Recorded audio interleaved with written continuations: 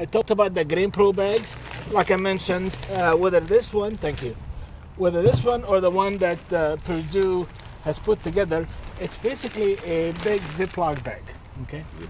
And it holds quite a bit of grains, and it seals tight.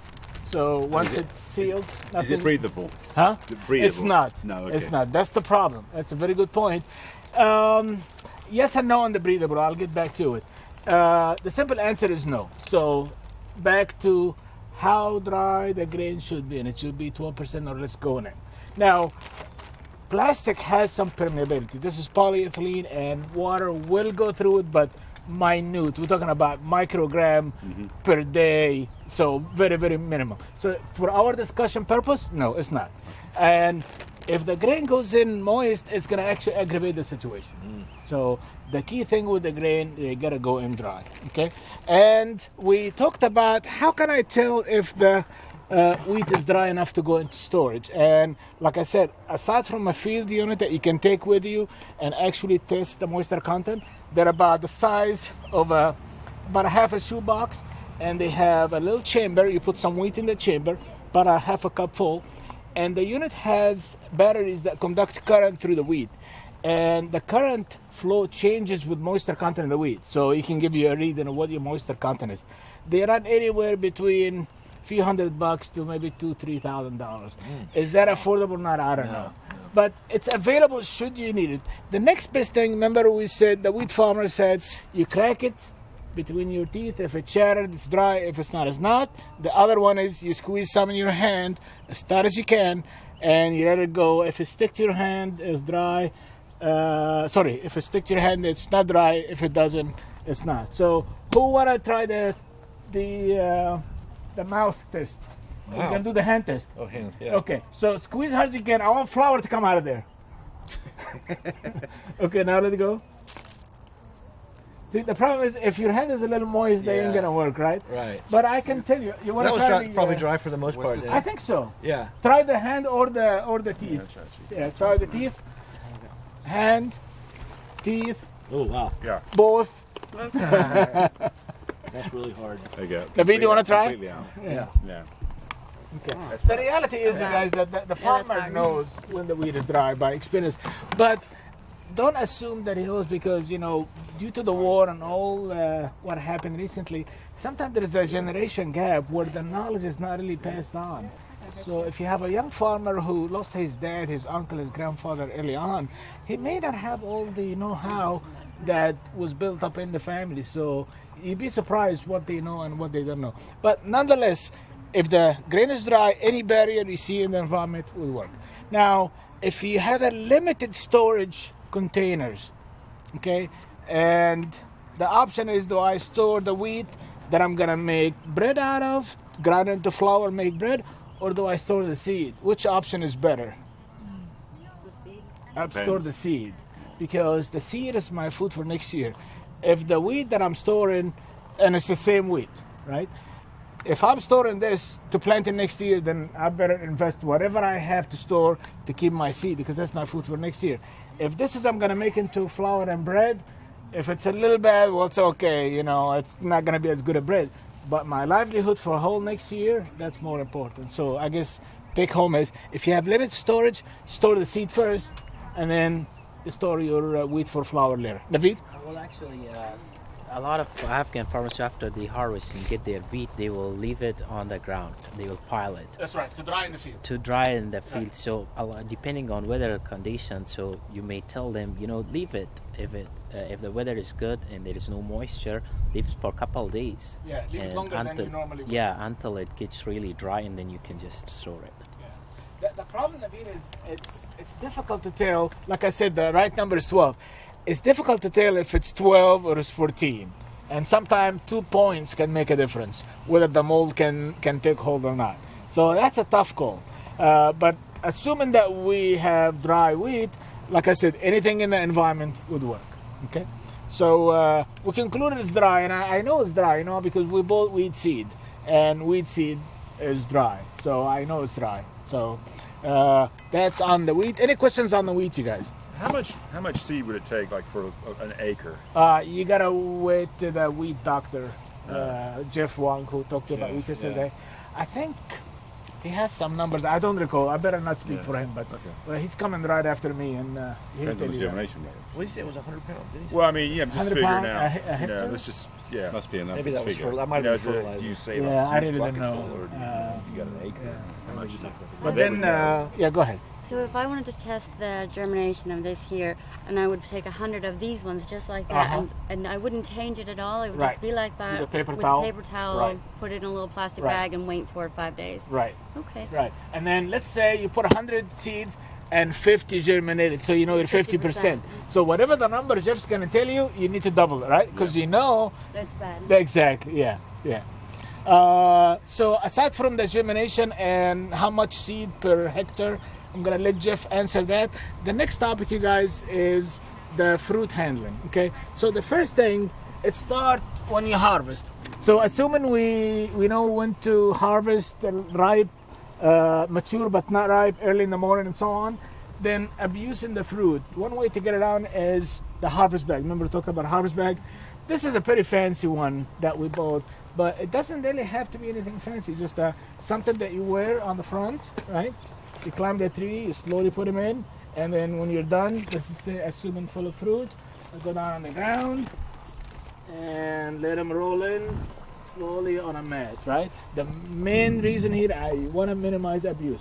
Once that apple or peach or grapes or whatever gets abused, that breakdown begins. You don't see it, but half a day later, it's going bad on you. Yeah. So amazing what a little bit of gentle handling can do for the fruit. Now, this- yeah, go ahead. So on this, I will say that when we had livestock and we would just go to the field to bring grasses or hay.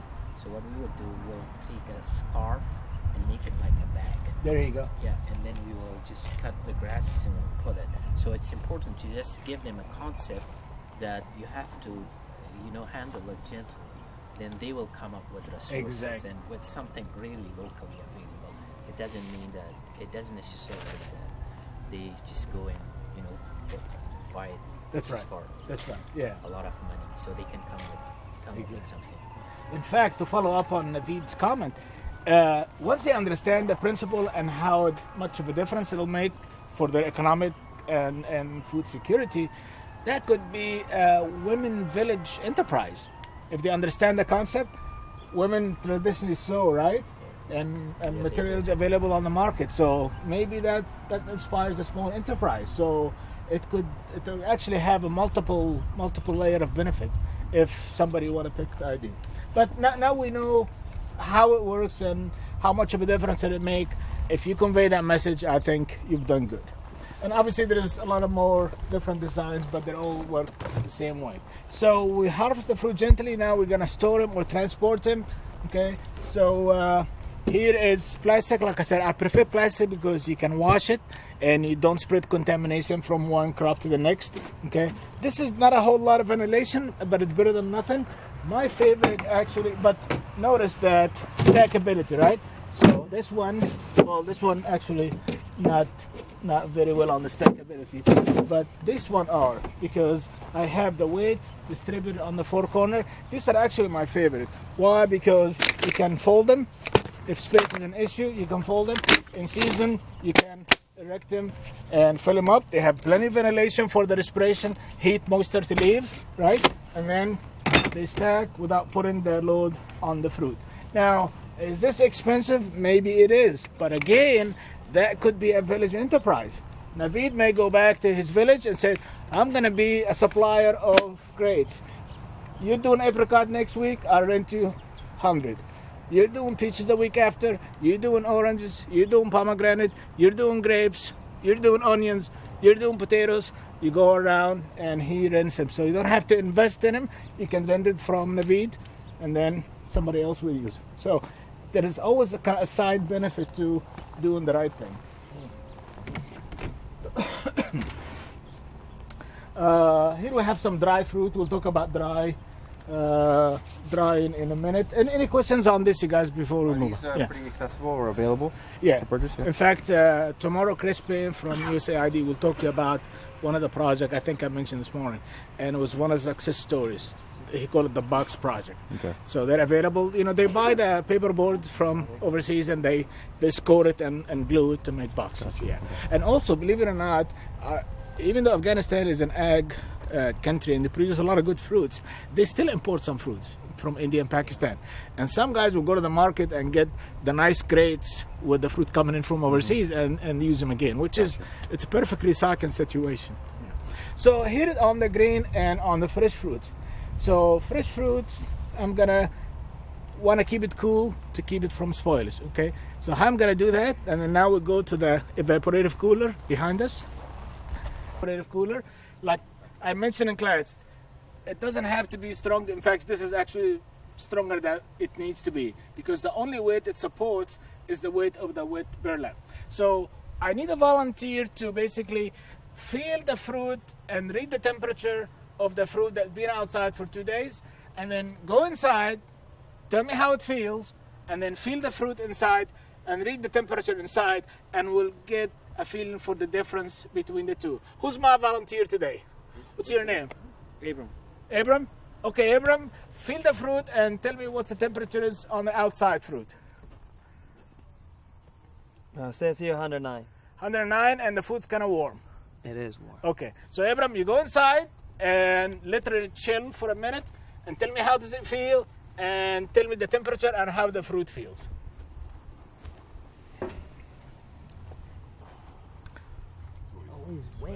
Huh?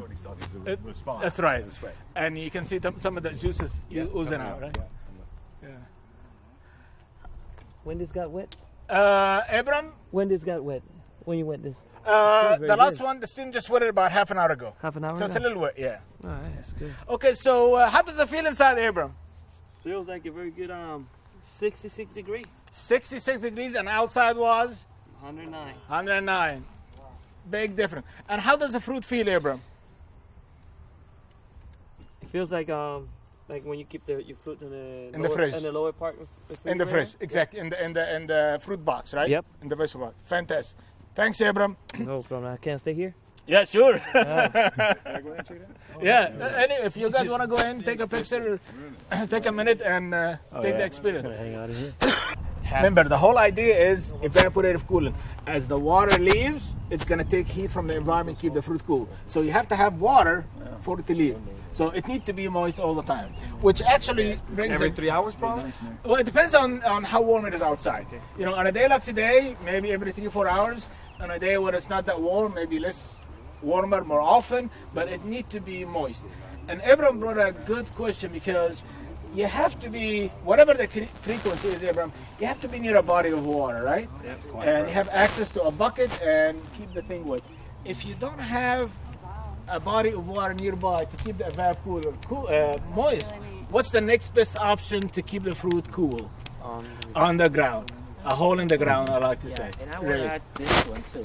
If they don't have this kind of material you see here, they can also put shrubs and bushes. Yeah. And that's what in some parts they do, and that will help a lot.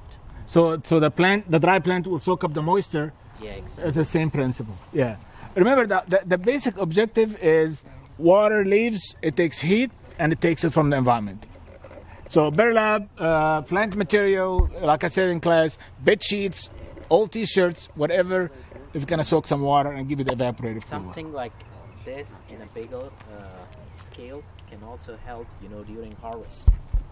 That's right. Yeah, when I was there and we would harvest tomatoes, we'll bring the tomatoes and we'll just, dump them, pile them, and sun. If you put them in a cooler area, so that will help a lot. Oh, quite a bit. So, Hani, in terms of what's been made wet here, it's the straw at the bottom and the outside, both. No, the straw gets wet from when we hose it. Okay, so so it's all the you really outside. all you really need is this to get wet. Yeah, but when the kids spray it, the water drops inside on the straw bales. Any questions on evap cooler, you guys? Question. Yeah. Okay, that's it. We can take the system and we transform it in a different way. Sure. You let me know if it works. The problem with this one is we have to carry the water to this. That's right. Now if we actually we elevate it, we do it an elevated floor, with some of this material or pine straw, whatever, and have it very close to a body of water where the water can flow and keep the bottom moist. Would it work? Well, it's better than nothing, but you really need a surface area, moist surface area like it will be covered. It will be covered. Yeah, and then you're gonna get the burlap wet as well. It will be exactly like this, but instead of wetting the top, the bottom will be moist because of the flow of the water in the bottom. Right. It will work? It would work, but like I said, unless the water will soak through the material all the way to the top, you don't have as much moist area to evaporate. Okay. So the whole idea, Abram, is that I need moist, large surface area to evaporate to pull the heat from the chamber. Yeah. And what you're suggesting is better than nothing, but if I can get the whole structure wet, I'm better off. Take the burlap to the water source. You could do that, exactly. If that's the situation, you wet it and then you exactly that. Any questions on the evap cooler, you guys? Okay, so let's say we have fruit and I don't want to cool it to extend the shelf life a few weeks, maybe a couple of months. I want it to last me till next year. Then my next option is I gotta dry it, because whatever the spoilage reaction is, it's gonna ruin my food. It's not going to proceed without water. You remove the water from the food will stay longer. I grew up in Egypt. The old pharaohs figured that out. You leave the food outside, dries, it lasts forever. Okay? So for that, we're going to go to the solar dryer. So this solar dryer I designed for the ADAPT project, you guys, and the design is on that website that I showed this morning. So the idea is really very simple. This, what I call the heat collector, need to be facing south. So in the northern hemisphere, going here in Afghanistan, I gotta face south towards the equator, because you want the exposure to sun from sun up to sundown. So if you're facing south, you're gonna get the maximum exposure. And then I have a screen here where the air will flow, but without hopefully the dust and the insects. And this is soaking up the sun. The air is going to get warm and it's going to travel. I have another screen here at the bottom. The warm air will travel through the trays, and we're going to look at the trays in a minute. And as hot air travels through the trays, it moves up, picking up moisture from the product, and then the chimney is pulling the air out. Heat and airflow, the two things you need for drying. Okay, so what we have for you here, we have apples and tomatoes, and we put those a week ago, and they're pretty much dry because it's been warm outside. If it's warmer, it'll take less. If it's not as warm, it'll take a little longer. Paul came in yesterday or the day before and put some apricot. Okay, so I'm gonna look at the apricot, and we have a problem with the apricot, and I want you to tell me what the problem is. But let's look at the tomatoes and apples. First on the apples. Remember, the tray design is similar across the board. You have a frame and perforated bottom. If you don't have access to metal, metal is best because you can wash and it's clean. Sometimes you have a nylon mesh, that works as good. Okay. We slice the apples, okay, and the thickness of the apple is very important. Remember, we talked about you gotta be ahead of the spoilage a little bit. So the thinner you have it, the faster it'll dry before the bacteria can get a hold of it and spoil it for you. Okay, so it's very simple, and this has been a week. Let's go around and taste it and tell me what you think.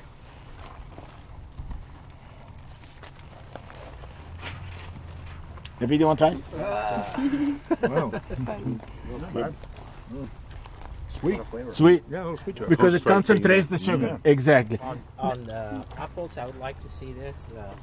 Most of the time they will harvest their apples, but there won't be a market, accessible market, and because labor would be expensive and there won't be any market, so they will just dump off their apples or feed them to their animals. This kind of project or this kind of intervention, will save them their apples, and they'll bring money. Exactly. So that will help a lot. See, we opened the door. It was a lot warmer. Yeah. So it was at 107 outside. When I first opened this, I think it was 130 some. Now it's 117 because we opened the door. But the idea is the same, that I'm using the sun, which normally spoils my food, to my advantage to cool the fruit, or I'm using the sun to my advantage to dry the food. Now we look at the tomatoes.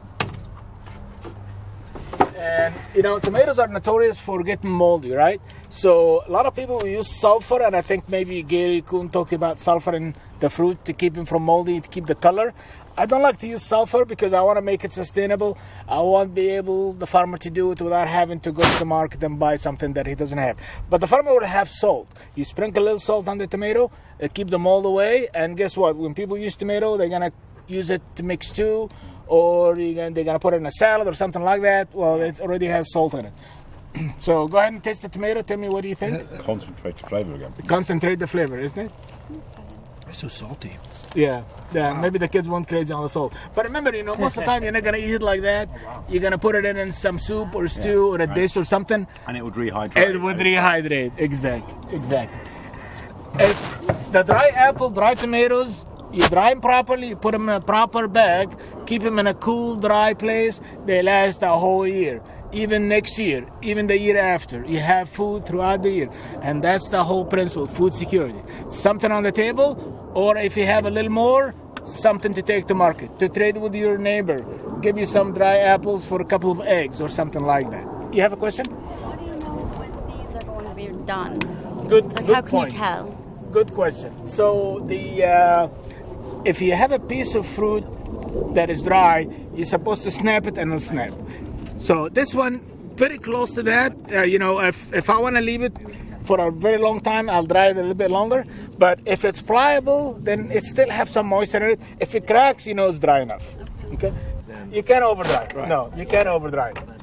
Now, would they be building out of plywood, or they use some other? Whatever material they have. The one that Colonel Isaac told us, they use wood. They have access. You know, it's kind of expensive, but they have. But you can use metal, you can use plastic, you can use anything. Okay. So long as you understand the basic principle. I have some heat, I have some airflow, I have perforated bottom tray. Gotcha. Anything works. Now, Paul came in and put the apricots, and because, you know, this apricot season, and they're drying. Yeah, a little chunky cuts. They're a little chunky and a little moldy. Why did they get moldy? They're too fat. Too thick, yeah. Too thick and... Bruised fruit to start with. Bruised, yeah. And... Bruised. Bruised and... No, it's not with the tomato. Oh, okay. Remember, Paul put them all like this. So, remember, I'm trying to give the moisture chance to leave the fruit. It's supposed to be the other way around. Now, if this is a commercial dryer and I have fans, no problem. Because the fan is going to remove the water no matter the orientation.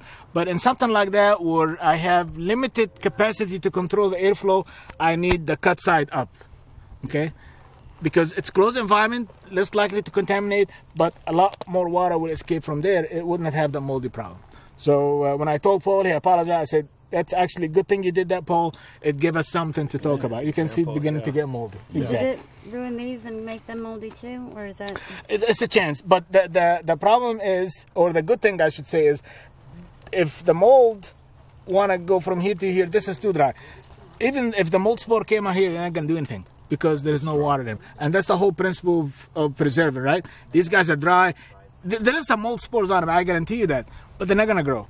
You know, because bacteria are everywhere, but unless the environment supports their growth, and when they grow, they produce toxin and they produce things that spoil the food, then I'm okay.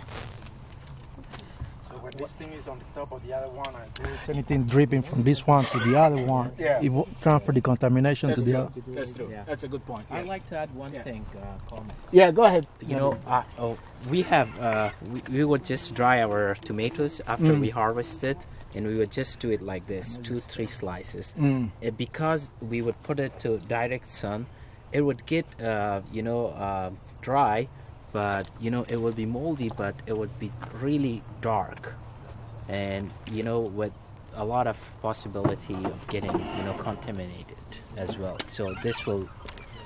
Well, keep the contamination away. Exactly, but then, you know, cutting them into, you know, really thin slices will help a lot. That's right. You got to stay ahead of the spoilers. Yeah. Actually, Navid brought a good point. He said, you slice them, leave them outside. Sometimes they get moldy because they're more exposed to the environment, right? But also, he said, they get dark. And sometimes tomato can get so dark, almost black. And the difference between this and you leave them outside in the sun is that sun exposure. Remember when we had the raisin discussion? the raisins that are dark are left outside. So the sun dries them, but sun also browns them. And that's what you see in the tomato. Since here it's a little bit indirect, they keep their color better. Yeah, and can we do, can we do grapes here too? Yes, absolutely. I'm going to show you some grapes in the other room for a minute. Yeah, you can do anything in there. Some people always ask me, can I do beef jerkies in here? And I said, you can, but I wouldn't recommend using the same dryer for beef jerky as you would for fruits because of cross-contamination. So if you want to do beef jerky, maybe design one just for meat. But mixing meat and fruits is not a good idea. Any questions on the solar dryer, you guys? Very good. All right. So one more demo, which basically to kind of get us just a general idea of the Shishmish Khana, where they dry the raisin indoors to have them keep their own color.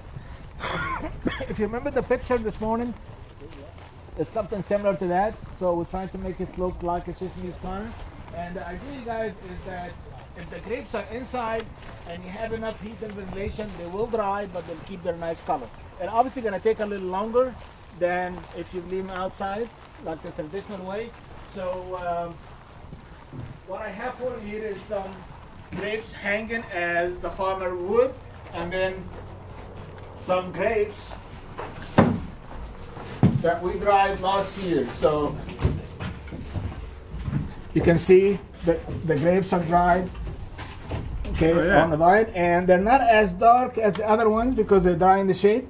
They're not as green as the Armenian one because their variety is different. But it gives you an idea that drying indoor, although it will take a little longer, it'll give you a different color grape, which is in Afghanistan it commands more money. So go ahead and take a look around and ask me questions if you have.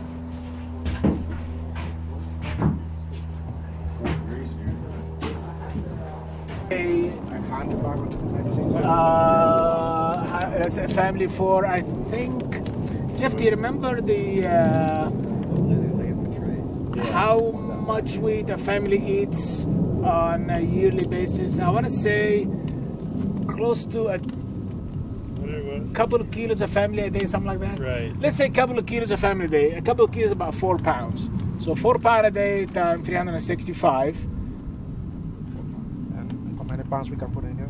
I would say 60 pounds, 50, 60 pounds, maybe a little bit more. It's bigger than your typical grain. Yeah, maybe 60, 70 pounds. Okay. Yeah.